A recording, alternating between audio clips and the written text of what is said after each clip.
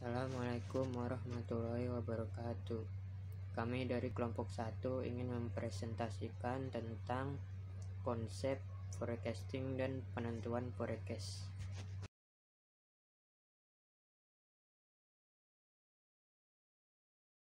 Yang beranggotakan Aslina Keneta Restu, Tesalonika Mutiara Indah, Andini Dita Pratiwi, dan Pramada Ananta.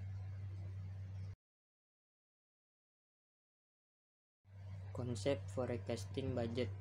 Forecasting budget atau anggaran penaksiran adalah anggaran yang memuat seluruh taksiran-taksiran atau forecast, baik taksiran tentang kegiatan-kegiatan perusahaan dalam jangka waktu tertentu yang akan datang, maupun taksiran-taksiran tentang keadaan keuangan perusahaan pada suatu saat tertentu yang akan datang.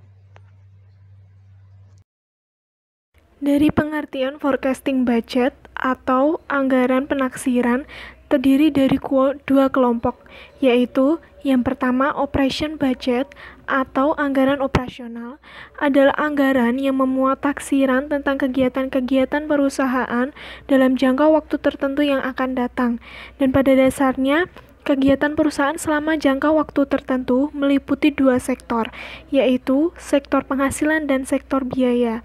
Sektor biaya sendiri terdiri dari dua subsektor. Yang pertama, subsektor biaya utama, yaitu biaya yang menjadi tanggungan perusahaan yang berhubungan erat dengan usaha utama perusahaan.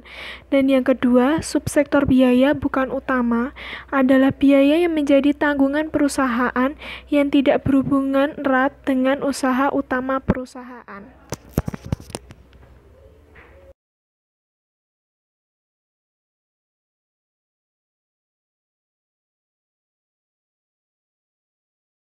Dalam kegiatan akuntansi, kegiatan ini dituangkan dalam laporan laba atau rugi. Sehingga anggaran operasional dapat pula disebut sebagai anggaran rugi atau laba.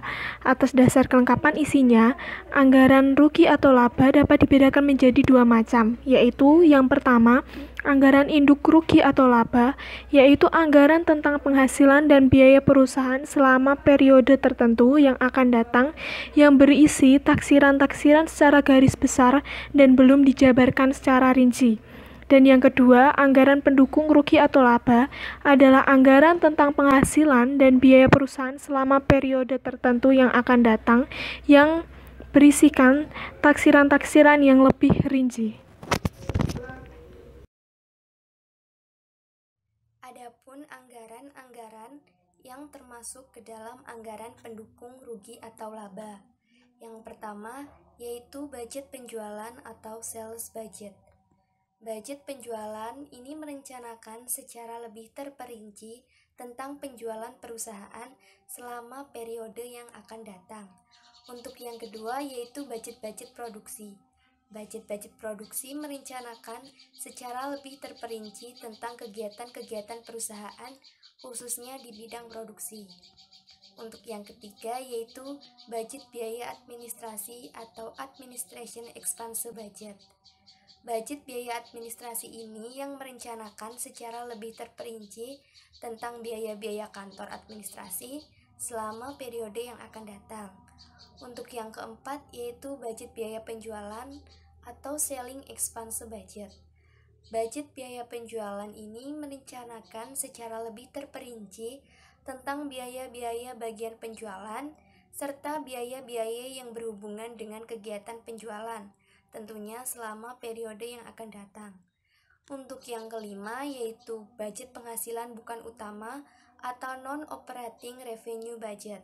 Budget penghasilan bukan utama ini yang merencanakan secara lebih terperinci tentang penghasilan-penghasilan di luar usaha perusahaan, yaitu selama periode yang akan datang.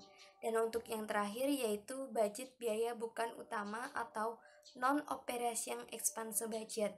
Budget biaya bukan utama ini yang merencanakan secara lebih terperinci tentang biaya-biaya yang berhubungan dengan usaha utama perusahaan, tentunya selama periode yang akan datang. Yang selanjutnya yaitu Financial budget atau anggaran keuangan. Financial budget atau anggaran keuangan merupakan anggaran yang memuat tentang taksiran-taksiran keadaan keuangan perusahaan pada suatu saat tertentu atau yang akan datang. Atas dasar kelengkapan isinya, anggaran neraca atau anggaran keuangan dibedakan menjadi dua macam, yaitu anggaran induk neraca dan anggaran pendukung neraca. Anggaran induk neraca ini merupakan anggaran tentang keadaan atau posisi harta, uang, dan juga modal dalam perusahaan pada suatu saat tertentu atau yang akan datang, yang berisi tentang taksiran-taksiran secara garis besar dan belum dijabarkan secara terperinci. Karena belum dijabarkan secara terperinci, anggaran ini belum dapat berfungsi sebagai pedoman kerja atau sebagai alat koordinasi dan juga sebagai alat evaluasi. Untuk menyempurnakannya, maka terdapatlah anggaran pendukung neraca.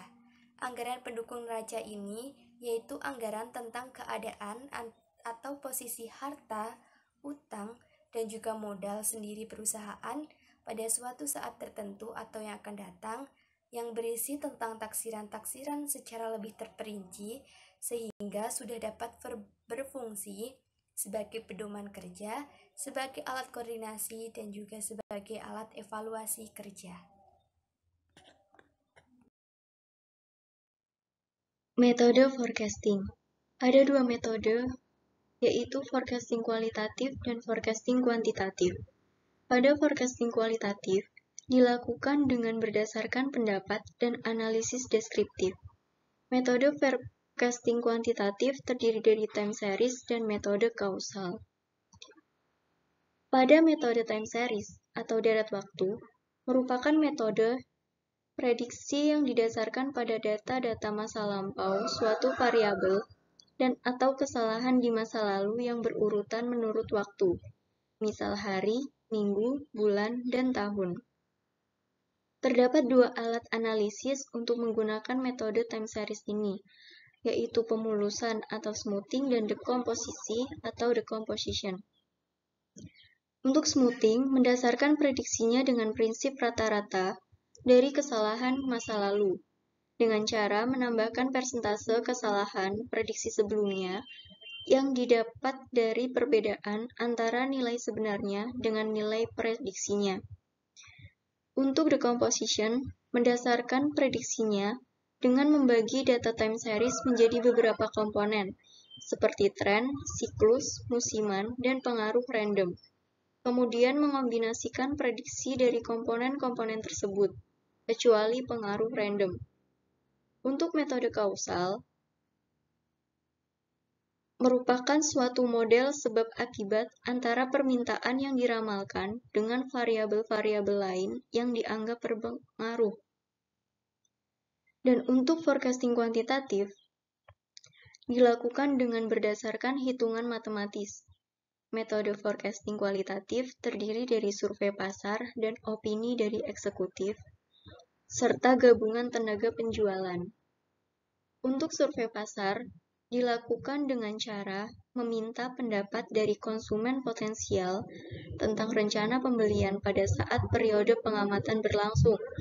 Survei dapat dilakukan melalui berbagai cara, misal kuesioner, wawancara langsung, atau panggilan telepon.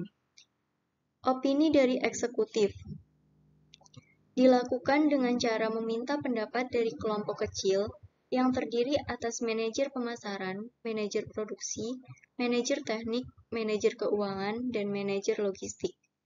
Hasilnya kemudian digabungkan dengan model statistik. Dan untuk gabungan tenaga penjualan, dilakukan dengan menggabungkan prediksi dari tenaga penjualan di daerah masing-masing, yang kemudian digabungkan di tingkat provinsi dan nasional. Teknik ini perlu Anda pertimbangkan karena prediksi tersebut berasal dari orang yang sudah mengenal wilayahnya secara langsung. Sekian presentasi dari kelompok kami. Apabila ada kesalahan kami mohon maaf.